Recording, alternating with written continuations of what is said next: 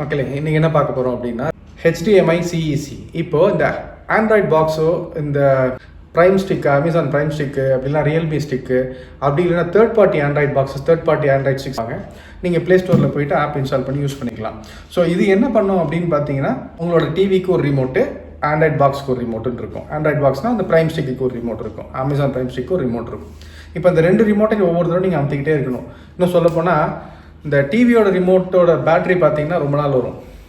இதுவே வந்து ஆண்ட்ராய்ட் ஸ்டிக்கோ இல்லைனா அந்த ப்ரைம் ஸ்டிக்கோ அதோட ரிமோட் பார்த்தீங்கன்னா லைஃப் டைம் சீக்கிரம் முடிஞ்சிடும். அது ரொம்ப நேரம் இருக்காது. ரிமோட் இல்லை, அதோட பேட்டரி சீக்கிரம் ட்ரெயின் ஆகிடும். அப்போ என்ன ஆகுனா நம்மளுக்கு எரிச்சலாக இருக்கும். என்னடா ஒவ்வொரு தடவையும் நம்ம வந்து ரிமோட்டை மாற்றிக்கிட்டே இருக்க வேண்டியதாக இருக்கே, இதுக்கு பேர் ஆஃப் 2 ரிமோட், இதுக்கு 2 ரிமோட் யூஸ் பண்ணிருக்கோமே, இது ஒரே ரிமோட்டாக ஆக்கினா எப்படி இருக்கும் அப்படின்னு நிறைய தடவை யோசிச்சிருப்போம். ஸோ இதுக்கு தான் என்னென்னா HDMI CECன்னு ஒன்று கொண்டு வந்திருக்காங்க, கன்சியூமர் எலக்ட்ரானிக்ஸ் கண்ட்ரோல் அப்படின்னு சொல்லிட்டு ஒன்று HDMI இன்டர்ஃபேஸ்க்கு யூஸ் பண்ணியிருக்காங்க, கொண்டு வந்திருக்காங்க. அது என்ன பண்ணும் அப்படின்னா HDMI மூலயமா உங்களோட டிவியோட ரிமோட்டே ஸ்டிக்குக்கு கமாண்ட் அனுப்பும். எப்படின்னா நீங்கள் இது என்ன செலக்ட் பண்ணுறீங்களோ அதை டிவி வாங்கி அந்த கேபிள் மூலயமா அந்த ப்ரைம் ஸ்டிக்கு கமாண்ட் அனுப்பிச்சு டிஸ்பிளேல காட்டும். அமேசானுக்கு இருக்கிற ரிமோட்டை தூக்கி ஓரம் வச்சுட்டு நீங்கள் டிவியோட ரிமோட்டே யூஸ் பண்ணிக்கலாம். இப்போ உங்கள்கிட்ட சாம்சங் டிவி இருக்குன்னா சாம்சங் டிவி ரிமோட்டே வந்துட்டு அந்த ப்ரைம் ஸ்டிக்கோ இல்லை ரியல்மி ஸ்டிக்கோ இல்லைனா எம்ஐ பாக்ஸு இல்லைனா ஆண்ட்ராய்ட் பாக்ஸோட ரிமோட்டுக்கோ பதிலாக இதை யூஸ் பண்ணிக்கலாம். இதனால் அந்த ரிமோட்டோட பேட்டரி சீக்கிரம் ட்ரெயின் ஆகிறத குறைச்சிக்கலாம். ரெண்டாவது 2 ரிமோட் வச்சுருக்கிறத ஒரே ரிமோட்டாக மாற்றிக்கலாம். ஸோ இதை மாதிரி பண்ணும்போது என்ன ஆகும்னா உங்களுக்கு ஒரே டிவைஸில் மோர் ஃபங்க்ஷனாலிட்டி பண்ண முடியும். இப்போ எப்படின்னா கம்ப்ளீட் ஆண்ட்ராய்ட் டிவி மாதிரியே உங்களுக்கு ஒர்க் ஆகும். ஸோ இப்போ இதுக்கு ஒரு ரிமோட் இதுக்கு ஒரு ரிமோட் வச்சுருக்கும் போது தான் நீங்கள் பாக்ஸ் ஒன்று வச்சுருக்கீங்க, இது டிவிக்கு ஒரு ரிமோட் வச்சுருக்கீங்கிற மாதிரி தோணும்.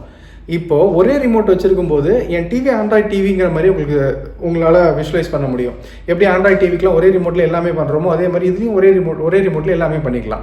ஸோ இதை வந்துட்டு நீங்கள் ட்ரை பண்ணி பார்க்குறோம் அப்படின்னா போயிட்டு அந்த ஆப்பில் CEC அப்படின்னு வச்சுருப்பாங்க, அப்படின்னா ஒன் டச் வச்சுருப்பாங்க, ஒன் பிளேன் வச்சுருப்பாங்க, இல்லை அதோட பேர் நிறையா எந்தெந்த கம்பெனி யூஸ் பண்ணுறாங்களோ அவங்கவுங்க ஒரு பேர் கொடுத்துருப்பாங்க, அந்த பேர் கொடுத்துருப்பாங்க. அதை எனேபிள் பண்ணுங்கள். ஃபஸ்ட்டு டைம் வந்துட்டு அந்த ஸ்டிக்குக்கோ இல்லைனா ரோக்கோ இல்லைனா எம்ஐ பாக்ஸு இல்லைனா ரியல்மி ப்ரைம் ஸ்டிக் அதுக்கு கொடுத்துருக்க ரிமோட் வழியாக போயிட்டு அந்த ஆப்ஷனை எனேபிள் பண்ணுங்கள். எனேபிள் பண்ணிவிட்டு அதுக்கப்புறம் டிவியோட ரிமோட்டில் யூஸ் பண்ணிக்கோங்க. எல்லாத்துலேயுமே பண்ணி பார்த்துட்டேன். அமேசான் ஸ்டிக்கில் பண்ணி பார்த்துட்டேன், ரியல்மி ஸ்டிக்கில் பண்ணி பார்த்தேன், எம்ஐ ஸ்டிக்கில் பண்ணி பார்த்தேன், எம்ஐ பாக்ஸில் பண்ணி பார்த்துட்டேன், தேர்ட் பார்ட்டி ஆண்ட்ராய்ட் பாக்ஸில் பண்ணி பார்த்துட்டேன். எல்லாத்துலேயுமே ஒர்க் ஆகுது. உங்களுக்கு புரியறதுக்காக ஒரு டெமோ வந்துட்டு சோனி டிவி ரிமோட்டும் எம்ஐ பாக்ஸோட ரிமோட்டும் வச்சு எம்ஐ பாக்ஸும் சோனி டிவியை கனெக்ட் பண்ணி நான் டிஸ்பிளே பண்ணி காட்டுறேன். இந்த டெமோ எப்படி இருக்குன்னு பாருங்கள். ஃபஸ்ட்டு எம்ஐ பாக்ஸோட ரிமோட் எடுத்துக்கிறேன். அந்த ரிமோட் எடுத்துகிட்டு போயிட்டு செட்டிங்ஸ் போகிறேன். ஸோ இந்த பிக்சர் உங்களுக்கு கிளியராக இல்லைன்னா உங்களுக்கு சின்னதாக ஒரு பிக்சரில் போடுறேன், அதில் பாருங்கள் க்ளீனாக இருக்கும். ஸோ ஃபஸ்ட்டு ப்ரிஃபரன்சஸ் போகிறேன். ஸோ நல்லா பார்த்துங்க, சோனி ரிமோட் தனியாக இருக்குது, நான் பண்ணுறதில்ல எம்ஐ ரிமோட்டில். அது HDMI CECயை வந்துட்டு எனேபிள் பண்ணுறேன் ஃபஸ்ட்டு.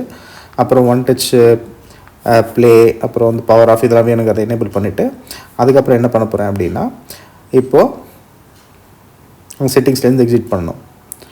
ஓகே, இப்போ செட்டிங்ஸ்லேருந்து எக்ஸிட் பண்ணிவிட்டு இப்போது எம்ஐ பாக்ஸோட ரிமோட் எடுத்து தனியாக கையில் வச்சுருக்கேன். இப்போ நான் யூஸ் பண்ண போகிறது என்னென்னு பார்த்தோன்னா சோனி டிவியோட ரிமோட். சோனி டிவியோட ரிமோட்டில் போயிட்டு நான் இப்போ மெனு ஆப்ஷன்ஸை செலக்ட் பண்ண போகிறேன்.